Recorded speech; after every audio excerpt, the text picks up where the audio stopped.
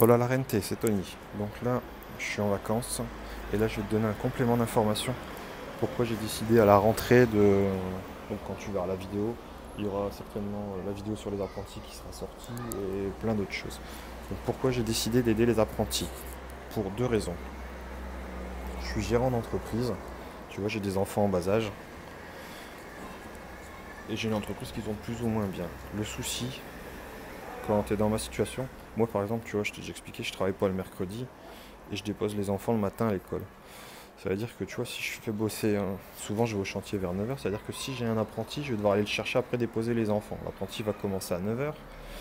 Si les mineurs, on va me casser les pieds sur les horaires. Je fais des trucs, des fois, comment dire, ça m'est déjà arrivé de rentrer dans des TGBT inondés où il y a 20 cm d'eau. Là, je pourrais pas prendre un apprenti.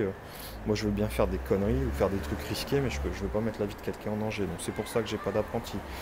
À cause des normes, à cause des règles, à cause des parents surtout. Les parents ils sont chiants, vous pouvez pas savoir. Si vous saviez, j'ai plein de clients boulangers, ils me disent les parents laissent tomber. Moi quand j'ai commencé mon apprentissage il y a 20 ans, il y avait des boulangers et des cuisiniers. Et les mecs au mois de décembre ils charbonnaient, ils faisaient des. Charbonner dans le nord ça veut dire aller bosser, hein, c'est pas aller vendre du shit comme à Marseille. Mais bon, du coup par rapport à ça, vous savez que avant, on pouvait faire plein de choses. Maintenant, il y a tellement de normes et de règles, ça devient super compliqué d'avoir un apprenti. Si un jour je prends un apprenti, ça sera sûrement soit mes enfants, et encore, je pense pas que ça sera mes enfants, ou soit j'en prendrai pas, et c'est pour ça que j'ai eu cette réflexion de comment aider les apprentis. Et donc, je les aide en. Comment dire? Je vais les aider en leur filant du matos, tout simplement.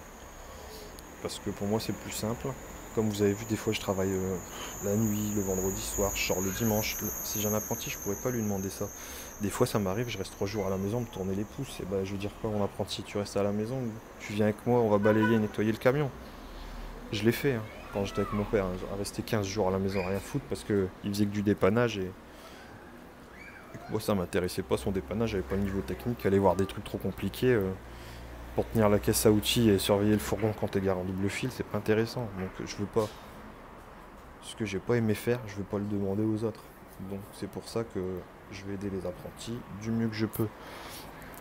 Après, je sais que tu vas travailler tout seul, c'est chiant. Par rapport à un apprenti, ça me rendrait plein de services, mais il y a trop de normes et trop de contraintes pour que j'en prenne un. Donc je ne prendrai pas et certainement jamais d'apprenti à cause de ça. Je prendrai pas non plus et certainement jamais de, comment dire, d'ouvrier. À la rigueur, ce que je pourrais prendre, c'est un stagiaire. Mais il faudrait que tu vois, dans sa période d'essai, il rentre dans un. Que ce soit un moment où je fasse du chantier. Parce que tu vois, je vais pas prendre un petit stagiaire de troisième pour aller faire du dépannage et partir et rentrer à des heures à la con. Si je fais du chantier, à la rigueur, ça pourrait être intéressant pour lui s'il veut avoir le métier. Et pareil, pour ceux qui sont en reconversion pro, je pourrais aussi en prendre un ou deux en. Comment dire? En stage. Mais au final, le fourgon, il y a les sièges auto pour les enfants, tu vois, c'est compliqué. Donc au final, ça va attendre quelques années, et dans quelques années, je pense que je ferai ça plus tard. Donc voilà, salut à tous, c'était Tony.